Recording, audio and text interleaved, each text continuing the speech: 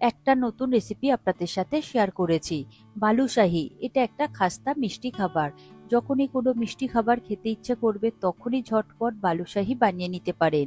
খুব সহজ আর নামমাত্র কয়েকটা উপকরণ দিয়ে পারফেক্ট দোকানের মতন বানাতে পারেন। প্রথমবারেই একদম পারফেক্ট তৈরি হবে, আর উপর থেকে হবে খাস্তা আর ভিতর থেকে হবে রসে ভরা। নমস্কার বন্ধুরা, কিচেন টেকনিকে আপনাদের সবাইকে স্বাগত। আমি মধুমিতা। আজ নিয়ে এসেছি একটা দারুণ স্বাদের রেসিপি। চলুন দেখে নেওয়া যাক। বালুশাহী বানানোর জন্য আমি এখানে ওজন হিসাবে 175 গ্রাম ময়দা নিয়েছি। ময়দাটা আপনারা খুব ভালো করে চেলে নেবেন যাতে এর মধ্যে কোনো রকম ময়লা না থাকে। এরপর এর মধ্যে দিয়ে দেব 1 চিমটি নুন। অবশ্যই মিষ্টি খাবারে অল্প করে হলেও নুন দেবেন, তাহলে স্বাদটা বেশি ভালো আসে। এরপর দিয়ে দেব হাফ চা চামচ বেকিং পাউডার। আর দেখুন নিয়েছি ঘি। ওজন হিসাবে ঘিটা এখানে 50 গ্রাম রয়েছে। প্রত্যেকটা উপকরণ পারফেক্ট মেজারমেন্ট হলে তবেই কিন্তু এটা পারফেক্ট ভাবে তৈরি হবে।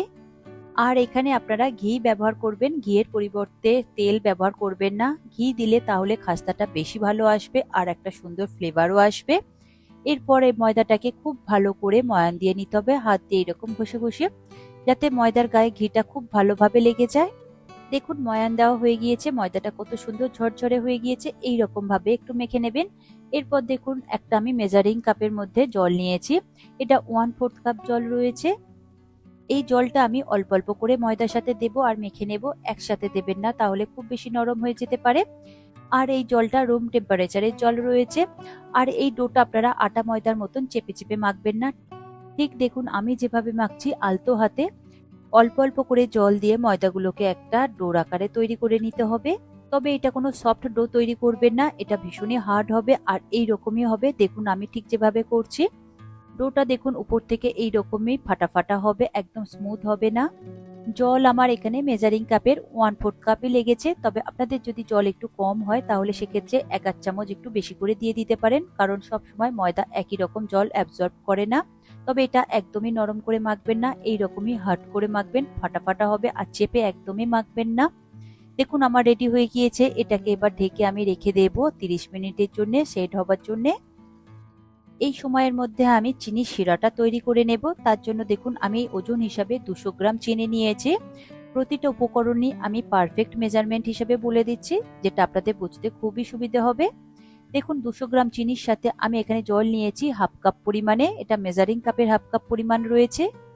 আর এমএল হিসাবে বললে 125 এমএল রয়েছে জল। এরপর গ্যাসের ফ্লেমটাকে হাইতে দিয়ে চিনিটাকে খুব ভালো করে জলের সাথে মিশিয়ে নিতে হবে।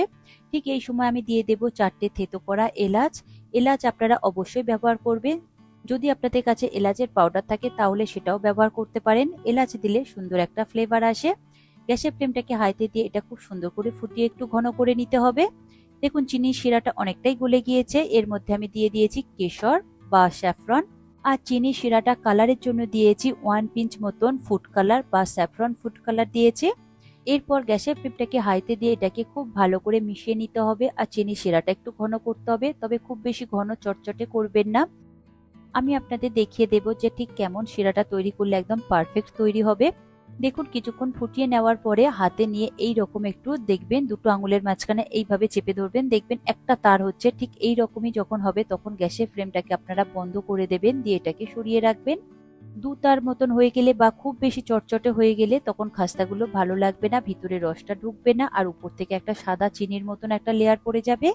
চিনির শিরাটা আমি সরিয়ে রাখবো। এরপর আমি ময়দার ডোটা দেখে নেব। দেখুন ডোটা একদম সেট হয়ে গিয়েছে, এইরকমই ফাটা ফাটা থাকবে। আর দেখুন হাত দিয়ে টানলে ভিতর থেকে কত সুন্দর সরু সরু লেয়ার আছে। এটা যদি খুব চেপে মাখতেন তাহলে এই লেয়ারগুলো একদম মিশে যেত, খুব সফট হয়ে যেত। তাই এইরকম ভাবে মাখলে এই লেয়ারগুলো একদম আলাদা আলাদা থাকে। এরপর হালকা করে একটু মেখে একটু গোল করে নেব। দেখুন গোল করে নিয়েছি। এরপর আমি এখানে ছোট ছোট লেচির আকারে কেটে নেব। আপনারা নিজেদের পছন্দ মতো সাইজ করে নেবেন। দেখুন আমি লেচির আকারে করে নিয়েছি, হাত দিয়ে হালকা করে একটু চেপে নিয়েছি প্রথমে। তারপরে দুটো হাতে চাপের সাহায্যে এইভাবে গোল করে নিয়ে একটু ফ্ল্যাট করে নিয়েছি, হালকা করে একটু চাপ দিয়েছি উপর থেকে। তারপর আঙুলের সাহায্যে মাঝখানটা এইরকম ছিদ্র মতন করে নিয়েছি। আপনাদের কাছে যদি বেলুন বাড়ি থাকে তাহলে সেইটা দিয়েও করে নিতে পারেন।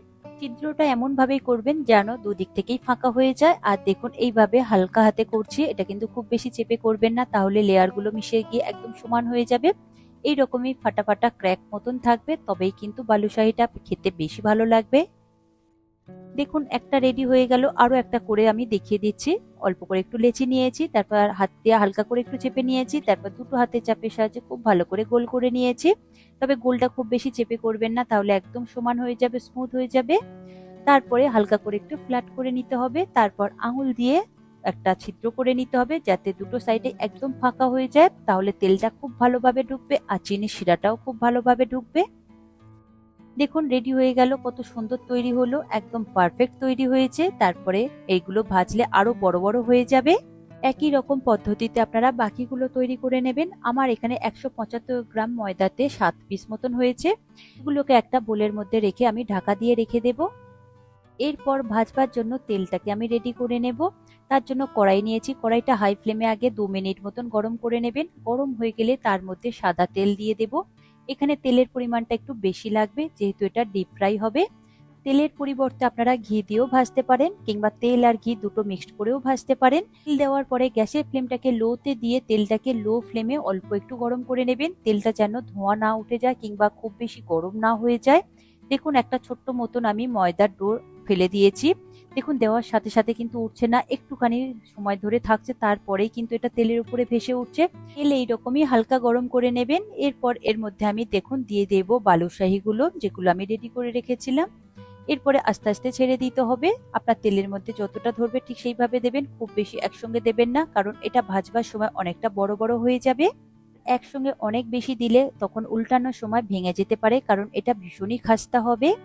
এরপর গ্যাসের ফ্লেমটাকে লোতে দিয়ে এটাকে ভেজে নিতে হবে, তবে দেওয়ার সাথে সাথে কিন্তু উল্টাতে যাবেন না। এগুলো দেওয়ার পরে একটা সাইড যখন হালকা ভাজা হয়ে আসবে, একটু গোল্ডেন কালার ধরবে, ঠিক সেই সময় আপনারা আস্তে আস্তে উল্টাবেন। দুটো চামচের সাহায্যে আপনারা উল্টাবেন, তাহলে খুব সহজে উল্টে যাবে। যখনই একটা সাইড হালকা ভাজা হয়ে যাবে, দেখবেন তেলের উপরে খুব সুন্দরভাবে ভেসে উঠবে। দেখুন বেশ কিছুক্ষণ পরে তেলের উপরে কত সুন্দরভাবে ভেসে উঠেছে আর কতটা বড় বড় সাইজের হয়ে গিয়েছে। এরপর চামচ দিয়ে হালকা করে একটু ঘুরিয়ে দেব।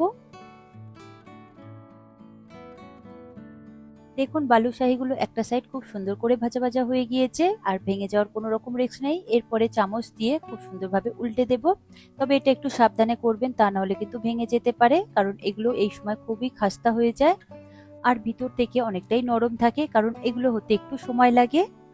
আর গ্যাসের ফ্লেমটাকে লোতে দিয়েই এটা কিন্তু তৈরি করবেন, তা না হলে কিন্তু খাস্তা হবে না, উপর থেকে কালার চলে আসবে আর ভিতর থেকে কিন্তু একদম কাঁচা রয়ে যাবে। মাঝের মধ্যে উল্টে পাল্টে খুব সুন্দর করে এটাকে গোল্ডেন কালার করে ভেজে নেবেন, তবে খুব বেশি ডার্ক করবেন না, কারণ শিরার মধ্যে হালকা একটু কালার দেওয়া রয়েছে।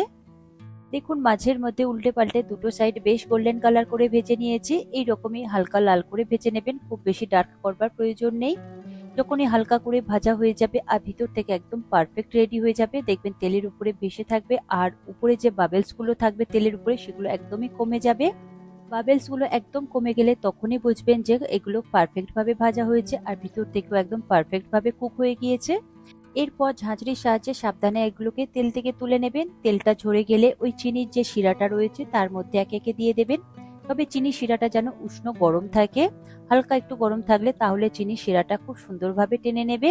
আর চিনি শিরা যদি ঠান্ডা হয়ে যায় তাহলে হালকা একটু গরম করে নেবেন। দেখুন চিনি শিরাটা আমি হালকা একটু গরম করে নিয়েছিলাম, ঠান্ডা হয়ে গিয়েছিল। তারপর চিনি শিরার মধ্যে ওই বালুশাহীগুলো দেওয়ার পরে এই চিনি শিরাটাকে খুব ভালো করে উপর থেকে এইভাবে হাতার সাহায্যে দিয়ে দেব। চিনি শিরার মধ্যে একটা সাইড অন্তত 2 থেকে 3 মিনিট মতন এইভাবে ডুবিয়ে রাখবেন আর উপর থেকে এইভাবে একটু চিনি শিরা দিয়ে দেবেন।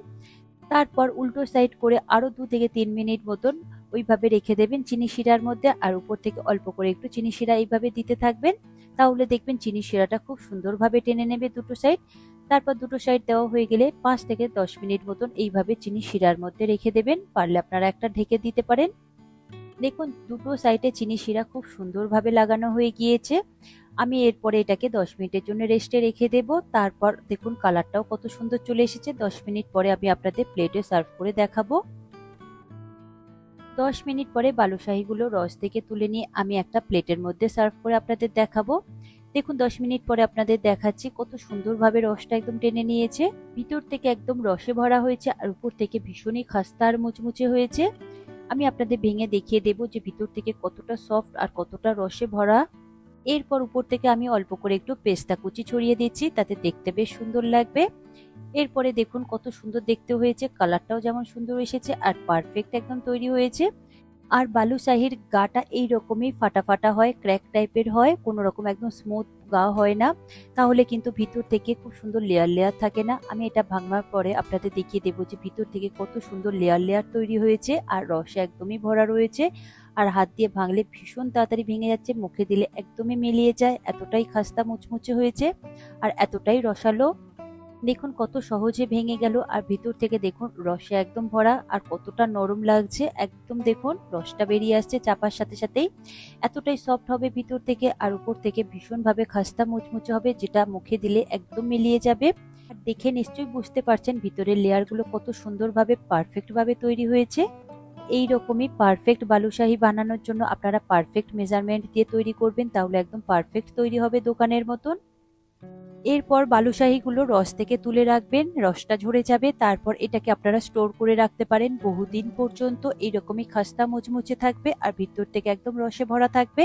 আর এই মিষ্টিটা কিন্তু একদিনেই তৈরি হয়ে যায়, সারা রাত রসের মধ্যে ভিজিয়ে রাখার কোনো রকম প্রয়োজন নেই, মাত্র 10 মিনিট রসে ভিজিয়ে রাখলেই তাতেই তৈরি হয়ে যাচ্ছে। আশা করি আজকের এই রেসিপি আপনাদের ভালো লাগলো। ভালো লাগলে এইভাবে একবার বানিয়ে দেখবেন, আমার মনে হয় আপনাদের সকলেরই ভীষণ ভালো লাগবে। ভালো লাগলে কমেন্ট করে অবশ্যই জানাবেন আর লাইক শেয়ার করবার অনুরোধ রইল। যদি চ্যানেলটি সাবস্ক্রাইব করা না থাকে তাহলে চ্যানেলটি সাবস্ক্রাইব করে নেওয়ার অনুরোধ রইল। আজ তাহলে এই পর্যন্ত, আবারও দেখা হবে অন্য কোনো দিন অন্য কোনো রেসিপির সাথে।